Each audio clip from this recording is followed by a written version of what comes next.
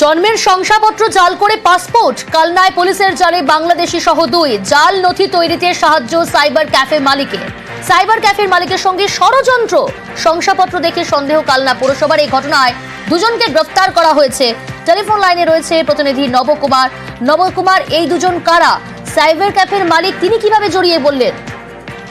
দেখো প্রিয়াঙ্কা, এই ঘটনা প্রায় 2018 সালে একটা জাল শংসাপত্র তৈরি করে এবং তার এখন এই মুহূর্তে সে পাসপোর্ট করবার জন্য যেহেতু ওই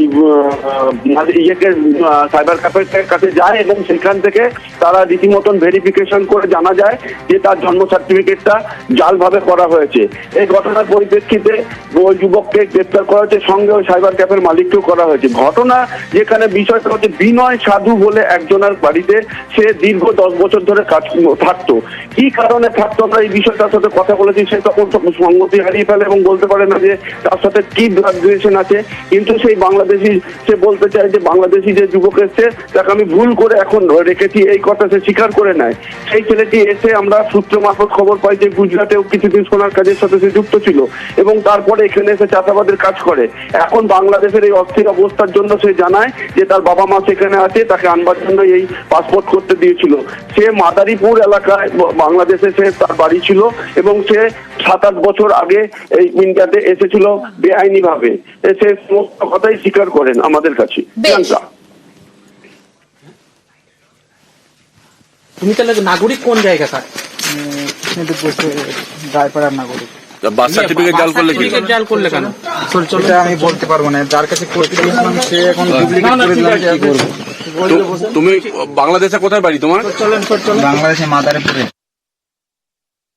ওকে পুলিশে ফোন করে থানায় নিয়ে এসে ওখান থেকে ধরে রেখেছে। আমার বাড়িতে মোটামুটি ধরেন প্রায় 7-8 বছর এরকমই হবে। ও আমাকে বলেছিল ওই বরিশাল ডিস্ট্রিক্ট, কিন্তু কোথায় আদেও আমি দেখিনি। আমি তো ওইটাই ভুল করছি যে ও এই কেস করবে, আমি ফেসে যাব, আমি ওইটাই তো ভুল করেছি। চেয়ারম্যানের নাম, পৌরসভার নাম থাকতেই পারে, সে এখন ট্যাম্পারিং করলে তো কিছু করার থাকে না।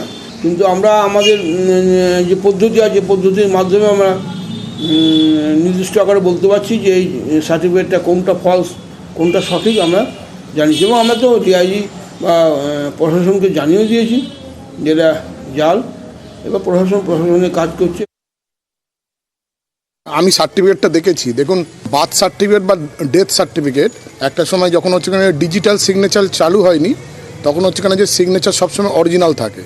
আপনারা সার্টিফিকেটটাই দেখতে পাবেন, ওটা একটা ফটোকপি সিগনেচার। আমার সিগনেচারটা জাল না, সিগনেচারটা হচ্ছে ফটোকপি করে ওখানে পেস্ট করা। আমি সার্টিফিকেটটা দেখে যেটা তাজ্জব বেনে গেছি যে সফটওয়্যারটা কালনা পৌরসভা ইউজ করে, যারা এই জাল সার্টিফিকেটটা দিয়েছে ওই সফটওয়্যারটা তারা পেলো কোথা থেকে?